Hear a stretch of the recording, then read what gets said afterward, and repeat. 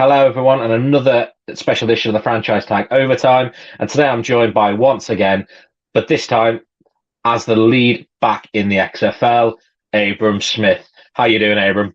I'm fantastic, man. Thank you for having me on the show, man. I said to you before the season would get you back on when you were the lead back, and I think it's going to be really hard for anyone to touch you now.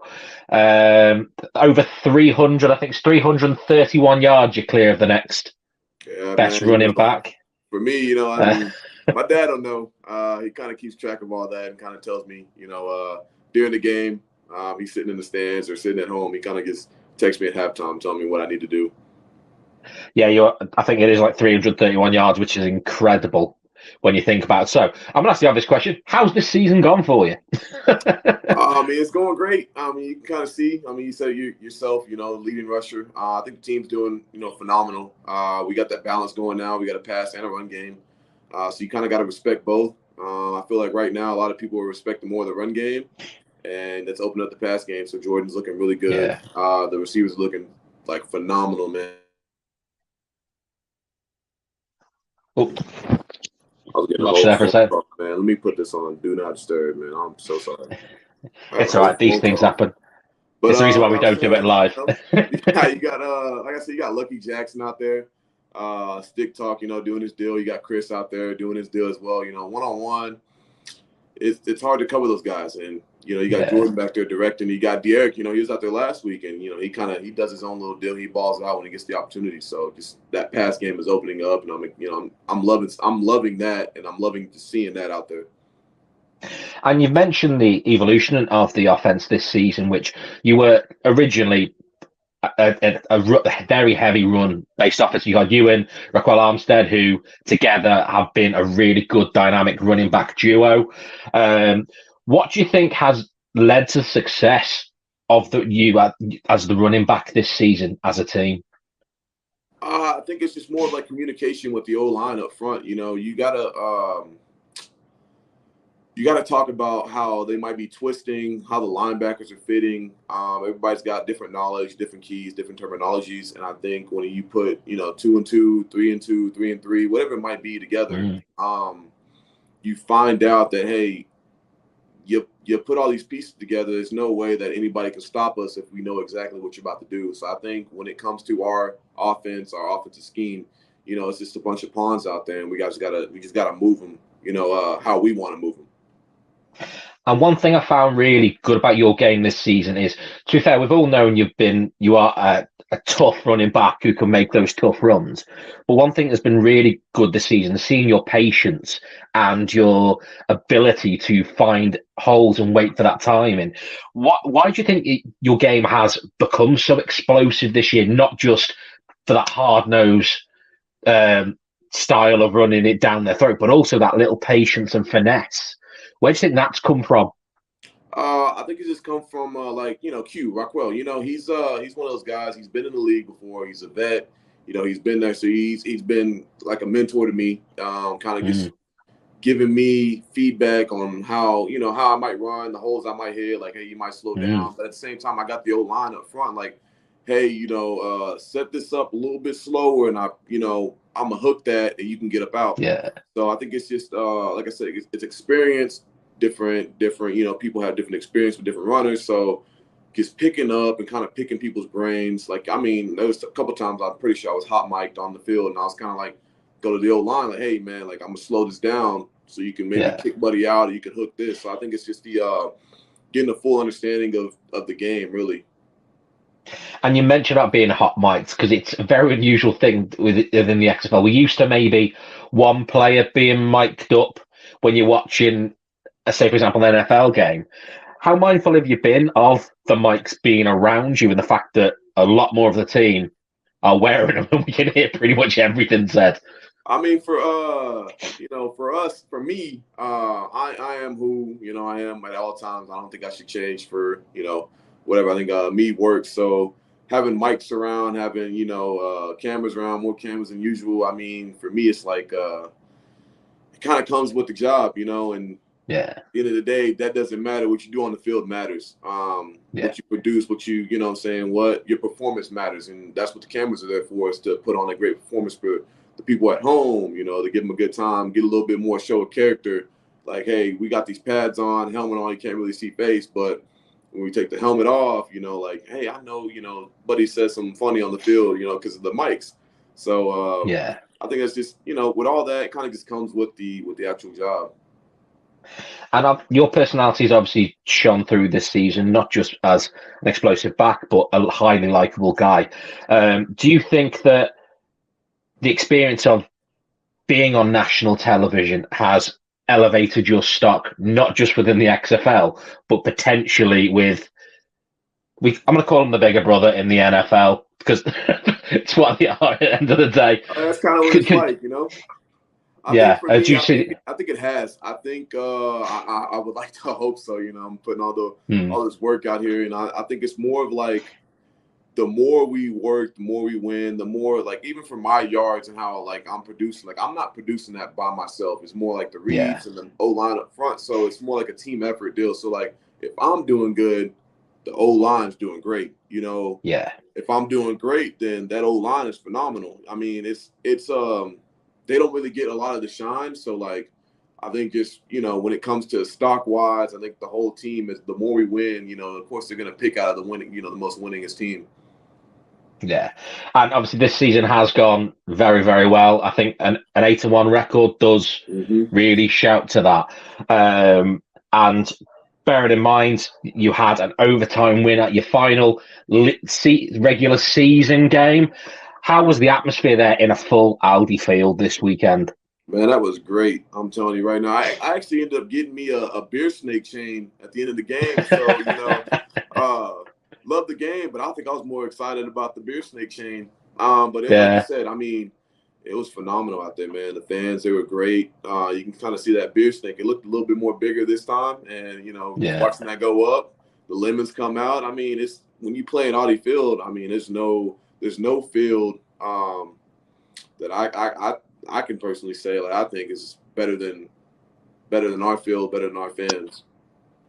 To be fair, I remember I think it was Rockwell himself said it. The atmosphere almost feels like what you'd call soccer, I'll call a football game, with how rowdy the fans are there and stuff like that. The passion of the DC fans has definitely captured the imagination this year. And you mentioned you feel they are the best fans in the XFL.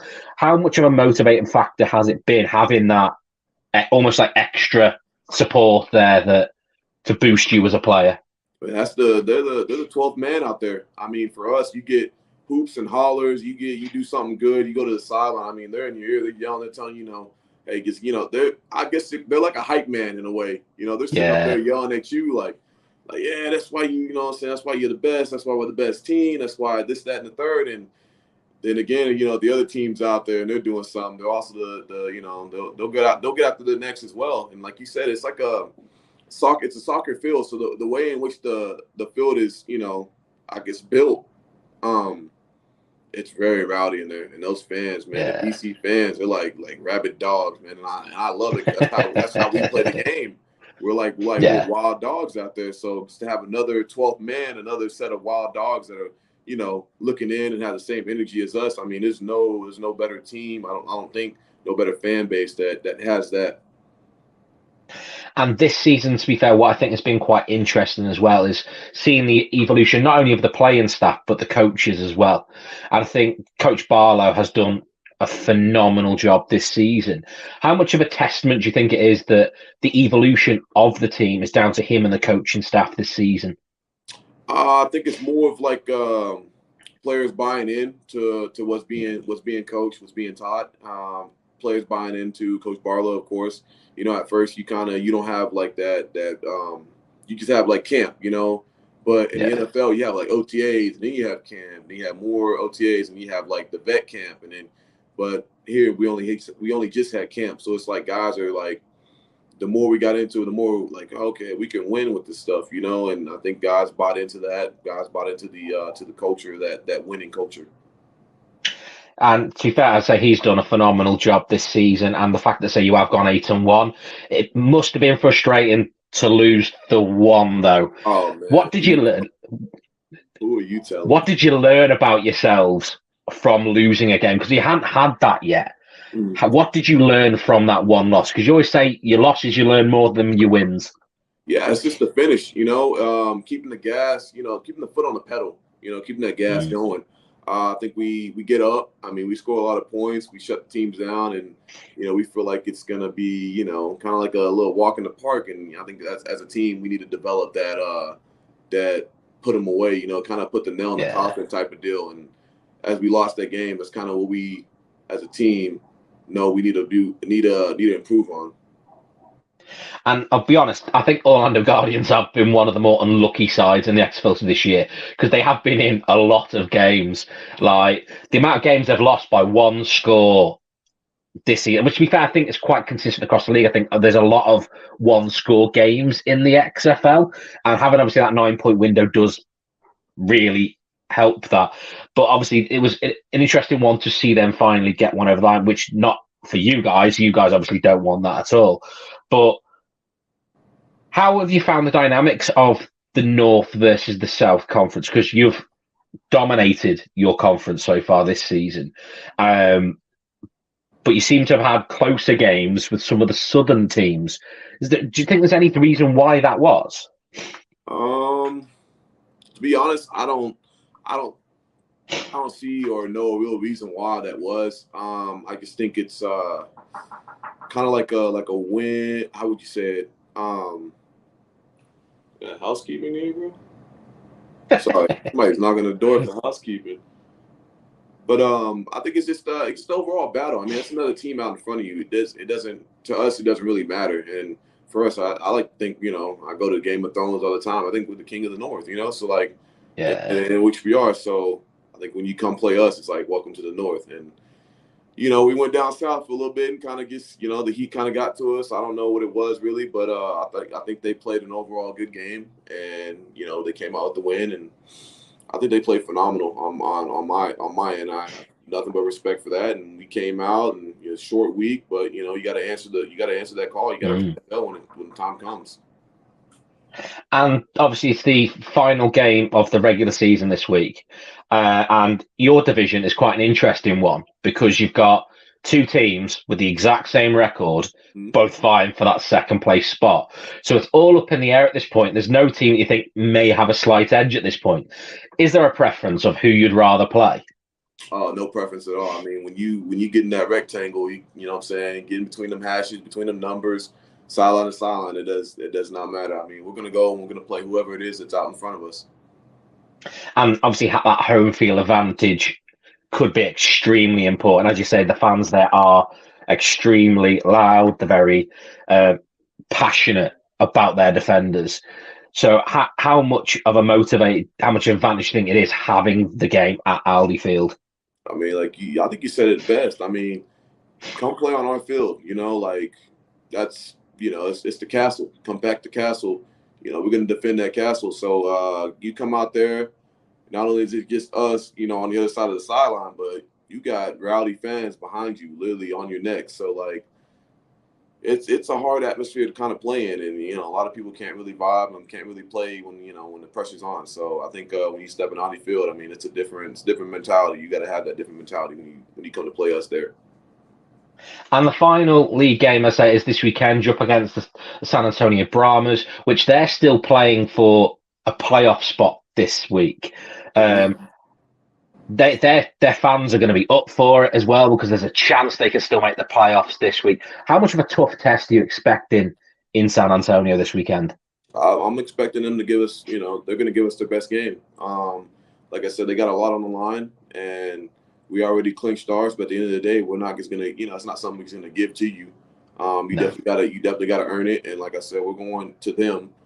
And like it's the North is just traveling, and we're the kings of the North, and we got that mark on our chest, on our back, and we're gonna also give you everything we got as well. I mean, that doesn't affect how we're gonna play the game, and I just know that for them, it's gonna be they're gonna give us everything they got, trick plays, all that. So we're ready for whatever it might be. And obviously the aim is to obviously get to the championship game and actually get back to San Antonio, ironically, because that's where you're playing this weekend. Right. So How locked in are you and your teammates now at each game to make sure that the ultimate goal is achieved for DC and DC fans this year? Very locked in. You can see the guys on the field, defense especially. You see them on the field, they're flying around full speed, Yeah. making calls, making, whatever it might be, banjos, whatever it might be. And then you got the O-line, they're up there, feet's getting better, footwork's getting better, hands are getting better, hand placement on pass pro, hand placement, when it comes to run game. Of course, the skill players, we're doing everything we can. Whether that be feet wise, footwork, hands. Like for me, it'd be pass pro, and of course, like patient, read running, all that. So I think everybody right now is pretty much locked in on because we all know what the end goal is, and we all know what it takes to get there. And remember, tickets for both the championship round and the championship game, and also the playoff round are available on xfl.com/tickets. Make sure if you are a fan of DC Defence, get out there and support. Pack Aldi Field again. As Abram has said here, your support is so important to the players. But thank you very much for your time today, Abram. It's been a pleasure, as it was early on in the season. Truly have enjoyed your play this year, and you've been an absolute revelation. So thank you very much for your time. I appreciate you. Really do. And thank you very much for listening at home. We'll be back again soon with another special guest.